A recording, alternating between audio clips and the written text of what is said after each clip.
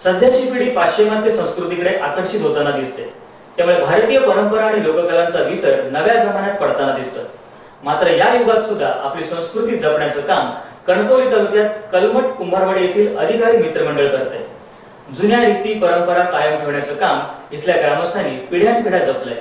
होळी म्हटली की रंगांच्या उधळणीसोबत मांडावरच्या सोंगांना खूप मजा येते।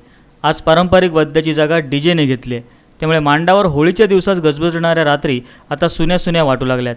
मात्र कलमट कुंभारवाडी येथील अधिकारी मित्रमंडळाची युवा पिढी ही परंपरा कायम टिकवून आहेत। होळीच्या दिवसात सलग 5 ते 6 दिवस मांडावर वेगवेगळी विनोदी पात्र सादर करून उपस्थितांचं मनोरंजन करण्याचा ध्यास घेतलेलं हे मंडळ मांडावर सोंगांच्या रूपात लोकांचं मनोरंजन करतात।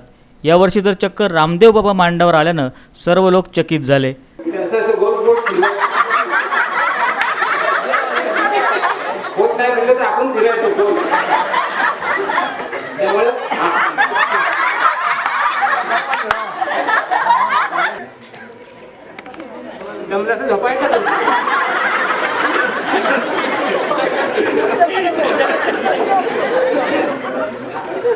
त्याचप्रमाणे येथील घुमट वाद्यही परिचित असल्यानं बघ्यांची संख्या जास्त असते। बघ्याची पारंपरिक लोककला आहे।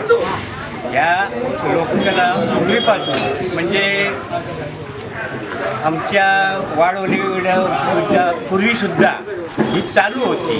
ते त्याप्रमाणे आम्ही ही लोककला चालू ठेवलेली आहे। आणि ही लोककला चालू ठेवण्याचं कारण एकच की शिमगा म्हटला की 5 दिवस 7 दिवस सगळे वाडीतील लोक एकत्र जमतात। एकत्र खेळीमेळीच्या वातावरणात एकमेकाच्या सुखदुःखात सहभागी होत। ह्या इथे याच गावातील मुलगा साडी परिधान करून कोळणीचा किरदार निभावतो। म्हणजे त्याची प्रथा अशी आहे पूर्वीपासून की इथं कोळीण म्हणून एक देवदासी म्हणून कोळीण अशी ही एक प्रथा आहे आणि ती नाचवली जाते। आणि ह्या शिमगोत्सवात प्रत्येकजण म्हणजे सोंग काढली जातात आणि ही सोंग अशी काढली जातात की ह्याच्यामागे भावनिकता अशी आहे की कोणत्याही व्यक्तीला तो स्वतःसाठी किंवा दुसऱ्याच्या त्याच्या काय म्हणतो आपण त्याला सुखदुःखासाठी तर ह्या दिवसात ह्या म्हणजे होलिका ह्यामध्ये आपल्या सर्व हा मास फाल्गुन आणि नवीन वर्षाची सुरुवात होणार ती चैत्रापासून। तर ह्यामध्ये होळीमध्ये सगळे दुष्ट प्रवृत्तींचा नाश। तर ह्यासाठी प्रत्येक व्यक्तीला काही ना काही सोंग काढून त्याची विटंबना करून तर असं समज होतो की ज्याची विटंबना ह्या सणात किंवा ह्या पिरियडमध्ये होते त्याला दीर्घायुष्य लाभतं आणि त्याचे सगळी संकट दूर होतात। म्हणून हा सण आम्ही इथं गुण्या गोविंदात आणि एकोप्याने येऊन साजरा करतो। पाश्चात्य संस्कृतीकडे धावणाऱ्या युवा पिढीला एक आदर्शवत काम कलमट कुंभारवाडी येथील अधिकारी मित्रमंडळ करत आहेत।